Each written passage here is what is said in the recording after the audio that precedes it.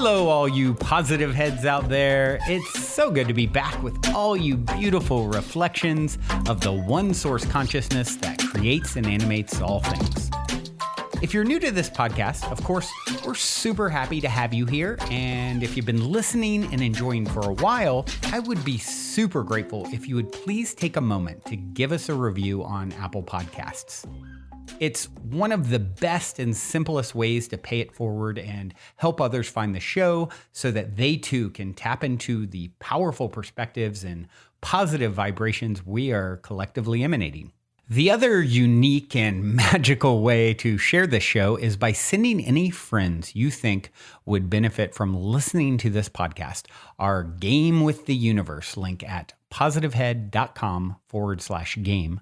Also listed in the show notes, which will serve them up a quote-unquote random episode when they click it. Just instruct them before clicking the link to close their eyes for a moment and sincerely ask the universe to cue up the episode that contains the insight and perspectives that they most need to hear at this point in their life journey, and then click to listen to whatever episode is synchronistically served up to them. I have heard time and time again from people about the incredible results they received playing the game. So just tell your friends magical results are guaranteed or their karma back.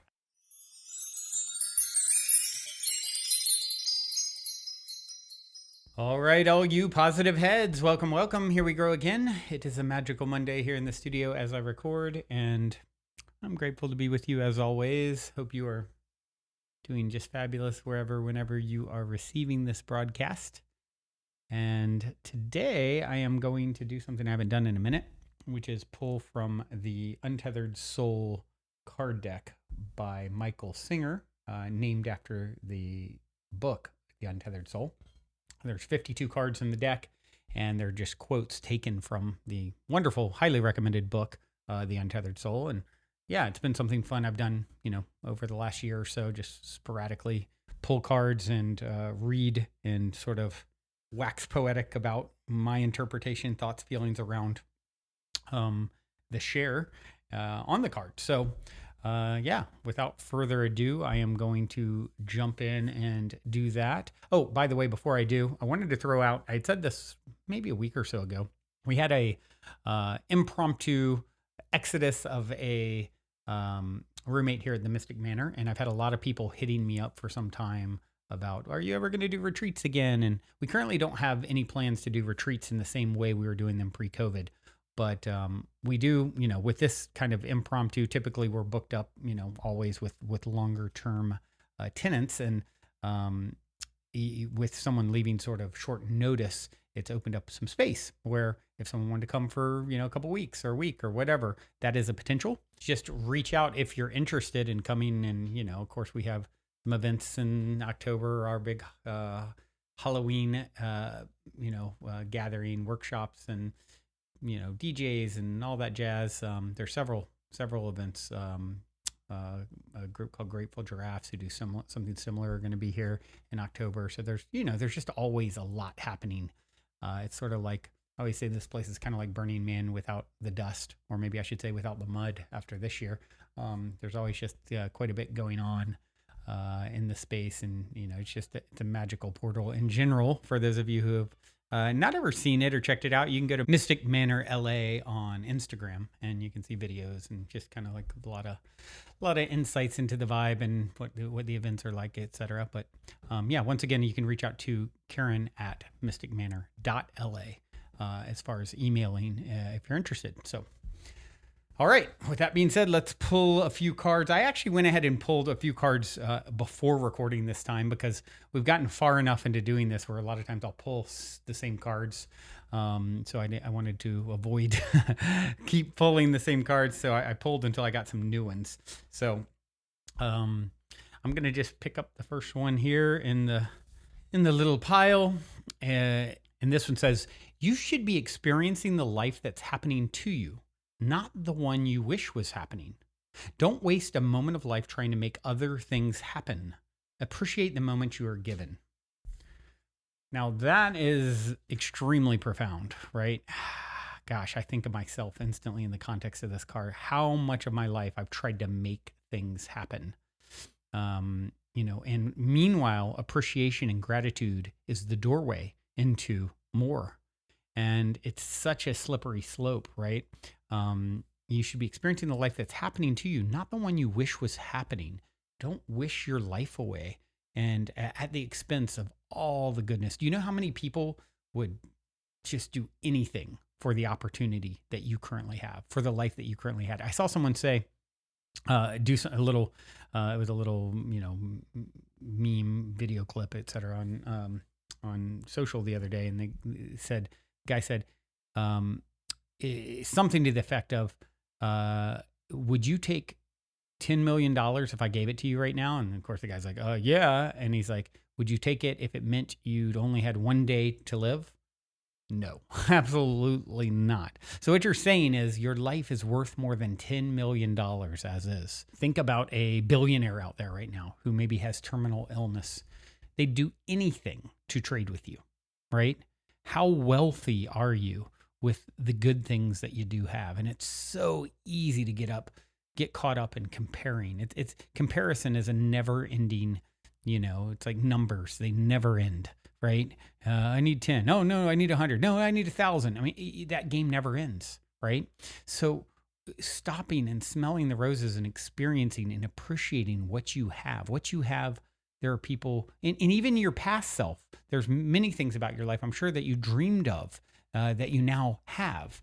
And even if not, compared to, there are certainly people out there who would do anything to be where you're at, to have the love, to have the health, to have whatever good you can focus on. And that the cool thing about that is what you appreciates, right? It grows. So by focusing that's like the number one way to become instantly wealthy is by appreciating what you already have. And this, like I said, ironically, it's what leads to more instead of wasting your life trying to make things happen. Isn't it a good feeling? I'm really at a point in my life where I feel less inclined to try and make things happen than ever. And I am someone who's done that to the, probably highest degree about anyone could, go, got to do something, got to make something happen, and I'm just like, it's exhausting. Just letting life be as it is, following the breadcrumbs, following the moments of inspiration, but never a forced action. No more forced actions. Just put that down. That is tired. All it does is get you more tired. It doesn't work. It's not the path. And we know that now. And thank goodness we can just stop and appreciate where we're at, and what we appreciate will appreciate. More things to appreciate will come on the back of that. And that is, living life in flow and intelligently. That's understanding how the game works and not exhausting ourselves running on a treadmill trying to get somewhere that just it's a fool's errand, right? Before we continue on with today's episode, for those of you interested in getting more fantastic fungi in your life, I want to take a quick moment to tell you about a friend of mine's brand new company, The Great Mother. Recently, I have been drinking the Great Mother's superfood mushroom coffee alternative called Ritual, as well as regularly taking their awesome Ally microdoses, and I am truly loving both. As you probably know, these days, many of the world's highest achievers and performers swear by microdosing. The problem is it can still be difficult to get a hold of magic mushrooms. That's why when my friend reached out, who lives in an area and country where legalization is not a problem like it was in the past, and said he'd be willing to offer microdoses to my listeners, I wanted to pass the word along. Ally microdoses are 100% organic. And in addition to a small amount of the magic active ingredient, they also contain functional mushrooms like lion's mane, cordyceps, chaga, and other brain boosters like bacopa. Ally is essentially a full spectrum nootropic. And of course, the coffee alternative Ritual doesn't contain magic mushrooms, but it has an array of the best organic functional mushrooms in the world. And, with functional mushrooms, it's really important to get them from the highest integrity sources. And whereas some other highly popular mushroom coffee alternatives on the market only contain a few varieties of functional mushrooms in their actual ingredients, Ritual has 7. Not only does it contain more types, it also contains 3 to 4 times the amount that the big brands have in each serving, and it tastes amazing. I actually like to have it on its own as well as mixing it into my coffee sometimes as well. However, since this is definitely a unique offering, there are a few steps. First, just reach out and request to follow the private page, The Great Mother on Instagram. Once you've been accepted to follow, just message what you're interested in getting and someone will get back to you.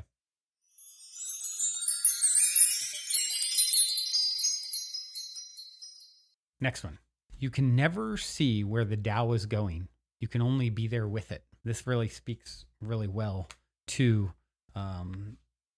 what I was just saying. You can never see where the Tao is going. You can only be there with it. The Tao is the flow, the unfolding source. If you haven't read the Tao Te Ching, do so. Ancient philosophical teaching that is super powerful, and it's just you are it. It is you. You are the ocean. You can never see where the ocean is taking your particular wave fully. You can speculate, you can aim, you can try, like we were talking about. And there's a time and a place to make some effort when you feel inspiration in spirit. When you have that sort of inspired action, that is the Tao moving you, right? But if not, don't even try it. Don't even try and force a square peg in a round hole. Just be with it. Let it take you. How much easier is it, to let the stream take you instead of swimming upstream? I mean, they talk about, like, if you get caught in a rip current, people drown because they start fighting against it. If you allow it to take you, and then you kind of, with grace and ease, kind of make yourself find your way out of it to the left or the right, and not fighting against it, that's how people survive it. And so that's great metaphor for life. Just going with the flow. And not needing to even know, right? It's like the Chung quote that I love so much. The bad news is you're falling through space, nothing to hang on to, no parachute. The good news is there's no ground, and knowing that and living that is just such a powerful place to be in, which actually goes perfectly into our next card. Let go, no matter what it is. Let go. Every time you find yourself holding on to anything, every time you find the energy has stopped moving, right? It's like whenever you find yourself metaphorically clinging against the rock and the stream is trying to take you downstream and you're just clinging on, but he did me wrong and they're wrong and I'm right and here's what I should be and I deserve this and I'm entitled to that and yada, yada, on and on and on it goes. When you find yourself clinging to a rock like that, let go. Just let go. And as you let go, you get lighter. And as you let go, you get lighter. And you move faster. And you let go again. And you get faster. And you move lighter. That is the art of living. That is the art of becoming your greatest and greatest self. That's the fast track. That's like, if life is the water slide, at the water park you went to as a kid, and imagine just like becoming as aerodynamic as possible going down the water slide versus what that experience is like versus holding on to the edges with your feet and your hands, like trying to resist, catching any speed and just holding on, and how painful and just awful that experience it is. And it's like the guy I had as a soul share a few months back, forgetting his name now. He wrote the Sedona Method book. You can look him up if you go search on positivehead.com. You search Sedona Method. I'm sure that'll come up. Really good episode because he's guy's been at this for 30, 40 years, and he had learned this whole approach and methodology to approaching life through his mentor, 30 plus years ago.